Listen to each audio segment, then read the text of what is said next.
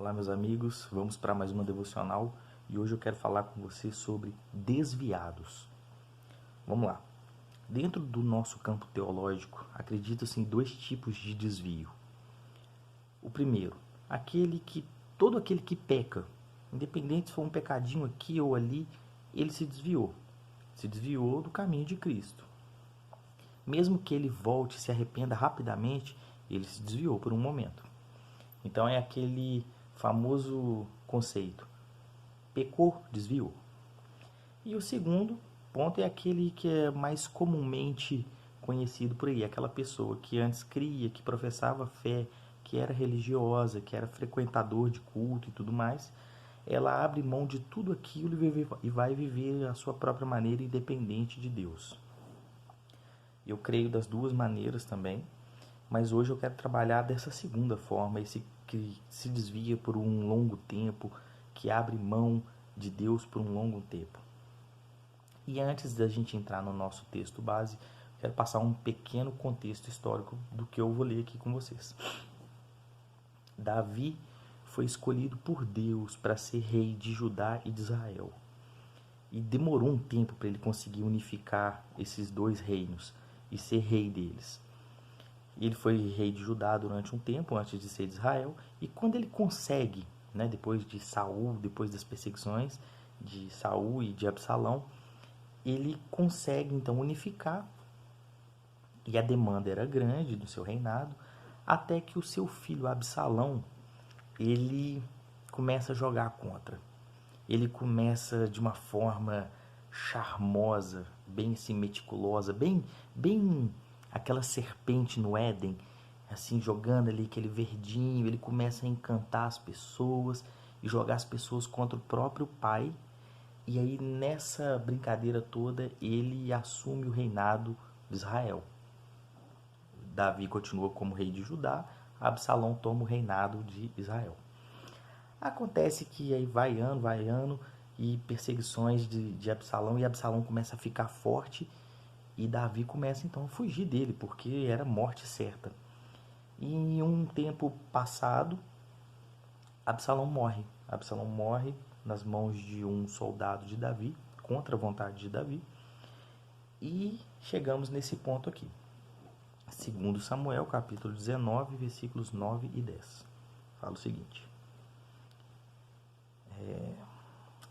E em todo o país, os israelitas começaram a brigar. Os israelitas eram os que estavam na mão de Absalão, mas Absalão morreu, eles começaram a brigar.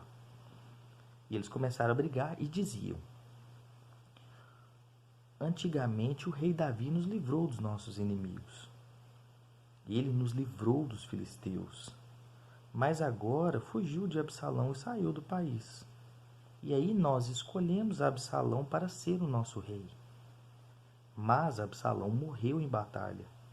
Então, por que não tentamos trazer o rei Davi de volta? Então eles veem ali que estavam numa posição sem saída e eles querem a volta de Davi. No capítulo 15 do segundo livro de Samuel, só um pedacinho aqui para vocês verem como é que Absalão era espertinho. Absalão ficava sentado na porta lá do templo do império do pai dele lá, e ele ficava falando com as pessoas: vocês precisam de um representante na justiça, mas não tem quem faça. Mas como poderia ser eu? Eu ia ajudar tanto vocês. Aquele papo de político. E ele ficava ali jogando verdinho. E aqui fala o seguinte, ó. Quer ver? Versículo 5 do capítulo 15. Quando alguém chegava perto de Absalão para se curvar diante dele, Absalão segurava, abraçava, beijava, e assim ele conquistava o coração do povo de Israel.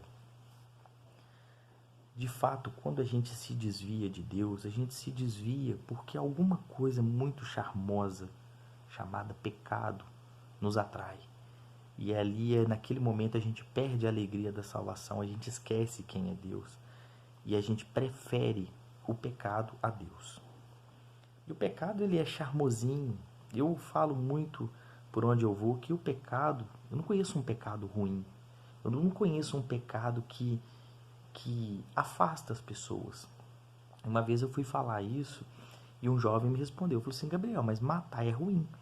E eu respondi para ele, mas pergunta para o assassino se ele acha isso. Então, naturalmente, para mim, às vezes, tem algum pecado realmente que não me chama atenção. Mas para quem o chama, ele é totalmente atraente. O pecado, ele é charmoso, ele é como a serpente também, que vai ali jogando verdinho, consumindo a nossa mente, chamando a nossa atenção, nos fazendo apaixonar por ele até a gente cometer. E nesse momento a gente se desvia então de Deus. Absalão, nesse caso, representa esse charme que conquista, que representa esse charme do pecado que nos conquista. Representa esse conceito de que não existe pecado ruim no seu início, né, na sua prática. A gente sabe que a consequência do pecado é terrível. Inclusive, Paulo fala em Romanos que o salário do pecado é a morte.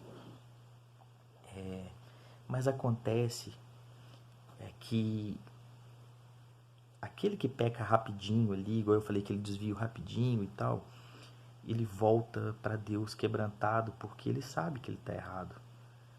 Ele deseja o rei de volta. E é esses aí que se desviam durante muitos anos e não voltam mais. O que a gente pode dizer disso? O meu foco não é falar aqui se ele vai voltar ou não, mas enfim, a palavra de Deus fala que até o fim dos tempos, aquele que conheceu a verdade, ele volta. Se não voltou é porque não conheceu, não foi liberto de verdade. Talvez foi convencido de que foi cristão, mas nunca foi convertido de fato. O fato, meus amigos, é que o pecado chega uma hora que ele faz a gente quebrar a cara. A gente andar desviado de Deus, a gente chega num ponto que não tem mais luz no caminho. Não tem, é só escuridão. E só com escuridão a gente fica perdido, a gente não sabe para onde ir. E os israelitas, eles chegaram nesse ponto. Para onde que nós vamos? Deus designou Davi, a gente tirou Davi, colocou Absalão, Absalão morreu, e agora? É como se ele estivesse falando o seguinte, olha, Deus colocou Jesus aqui, a gente tirou Jesus, viveu o pecado, a gente viu que o salário dele é a morte, e agora? O que a gente faz? Eles retornaram, pediram Davi de volta. O que nos resta?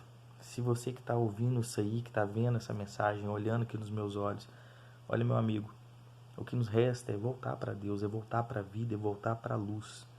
É reconhecer que a gente errou e voltar para aquele que é caminho, que é verdade, que é vida. O desviado, ele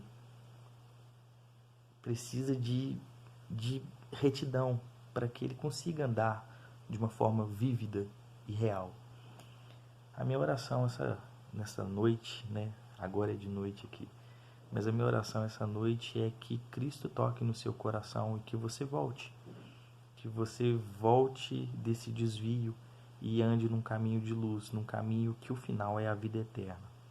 O salário do pecado é a morte, mas o salário de estar em Cristo, ou é o dom gratuito que Ele nos dá, é a vida, e a vida eterna com muita abundância. Deus te abençoe.